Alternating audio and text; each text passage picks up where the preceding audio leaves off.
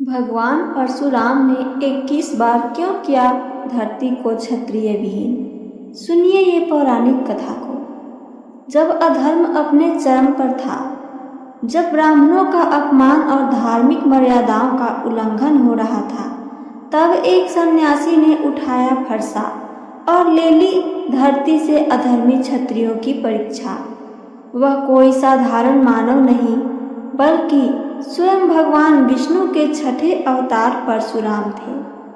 आज जानिए उन्होंने क्यों किया धरती को 21 बार क्षत्रिय विहीन।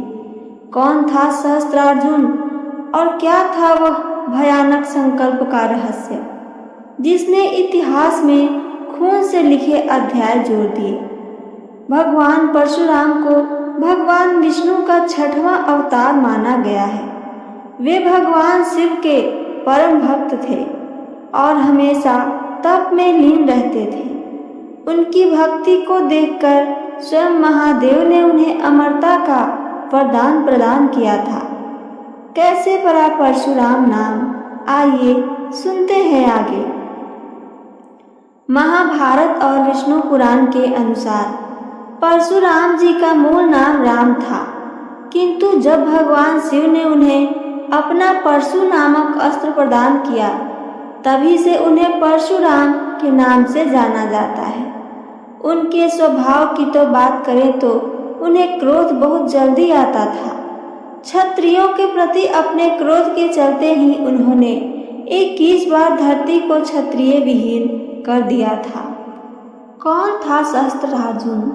भगवान विष्णु ने परशुराम के रूप में छठवां अवतार मदांध सहस्त्रबाधु को सबक सिखाने के लिए लिया था। सहस्त्रबाधु का वास्तविक नाम अर्जुन था। उन्होंने भगवान दत्तात्रेय को अपनी तपस्या द्वारा प्रसन्न करके उनसे 10,000 हाथों का आशीर्वाद प्राप्त किया था। इसके बाद से ही उन्हें सहस्त्रार्जुन के नाम से जाना जाने लगा। उसकी ताकत का अंदाजा इसी बात से लगाया जा सकता है कि उसने शक्तिशाली रावण को भी हराया था। सहस्त्रार्जुन ने अपने घमंड में चूर होकर धर्म की सभी सीमाओं को लांघ दिया। उसके अत्याचारों से जनता त्रस्त हो चुकी थी। वह वेद पुराण और धार्मिक ग्रंथों को मिथ्या बताकर ब्राह्मण का अपमान करता था, ऋषियों के आश्रम को नष्ट करता, उनका अकारण वध करता, यहाँ तक कि उसने मदिरा के नशे में चूर होकर स्त्रियों को सतीत्व को भी नष्ट करना शुरू कर दिया था। भगवान परशुराम ने क्यों किया सहस्त्रार्जुन का वध? आइए आगे कथा में सुनते हैं। एक बार सहस्त्रार्जुन अपनी पूरी सेना के साथ जंगलों से होता हुआ जमदग्नि ऋषि के आश्रम में विश्राम करने के लिए पहुंचा। महर्षि जमदग्नि ने भी उसका खूब स्वागत सत्कार किया। ऋषि जमदग्नि के पास देवराज इंद्र से प्राप्त दिव्य गुणों वाली कामधेनु नामक चमत्कारी गाय थी। सहस्त्रार्जुन ने ऋषि जमदग्नि से कामधेनु गाय की मांग की, लेकिन ऋषि ने गाय देने से इनकार कर दिया। इस पर सहस्त्रार्जुन ने क्रोध में आकर ऋषि जमदग्नि के आश्रम को उजाड़ दिया और कामधेनु गाय को अपने साथ ले जाने लगा। लेकिन तभी कामधेनु सहस्त्रार्जुन के हाथों से छूटकर स्वर्ग की ओर चल गई। इसके बाद जब भगवान परशुराम अपने आश्रम पहुँचे तो अपने आश्रम को तहस नहस देखकर क्रोध में आ गए और उन्होंने उसी वक्त सहस्त्रार्जुन और उसकी सेना का नाश करने का संकल्प ले लिया।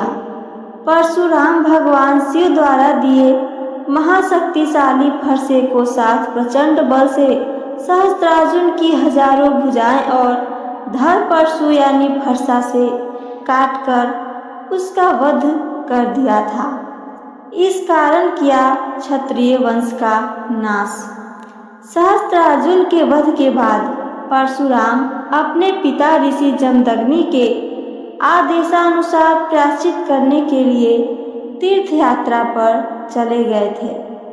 लेकिन तभी मौका पाकर सहस्त्रार्जुन के पुत्रों ने तपस्यारत ऋषि जमदग्नि का उनके ही आश्रम में सिर काटकर उनका वध कर दिया था। सहस्त्रार्जुन के पुत्रों ने आश्रम के सभी ऋषियों का भी वध करते हुए आश्रम को जला दिया। तभी माता रेणुका ने सहायता के लिए अपने पुत्र परशुराम को पुकारा। जब परशुराम माता की पुकार सुनकर आश्रम पहुँचे तो उन्होंने पिता का कटा सिर और उनके शरीर पर 21 घाव देखे। यह देखकर परशुराम क्रोधित हो उठे। उन्होंने शपथ ले ली कि वह हय वंश का ही नहीं बल्कि समस्त क्षत्रिय वंशों का 21 बार संहार कर भूमि को क्षत्रिय विहीन कर देंगे। उन्होंने अपने इस संकल्प को पूरा भी किया, जिसका उल्लेख पुराणों में हमें सुनने को मिलता है। परशुराम जी का यह संकल्प केवल प्रतिशोध नहीं था, बल्कि धर्म की रक्षा के लिए एक ब्राह्मण का आक्रोश था। जब अधर्म बढ़ता है तो परमात्मा को कोई ना कोई रूप लेकर पृथ्वी पर आना ही पड़ता है। परशुराम जी ने केवल शस्त्र नहीं उठाया, उन्होंने यह भी दिखाया कि धर्म के पथ पर चलने वाले के लिए संकल्प, त्याग और तप ही सबसे बड़ा अस्त्र होता है। अगर आपको भगवान परशुराम की यह कथा ज्ञानवर्धक और प्रेरणादायक लगी हो तो वीडियो को लाइक करें, चैनल को सब्सक्राइब करें और इस तरह की पौराणिक कथा को अधिक से अधिक लोगों तक पहुंचाइए। अगर मेरी कथा आप सबको पसंद आती है तो चैनल को सब्सक्राइब करके बेल आइकन को जरूर दबाएं। अपना लाइक करना ना भूलें। सुनने के लिए धन्यवाद। हर हर महादेव।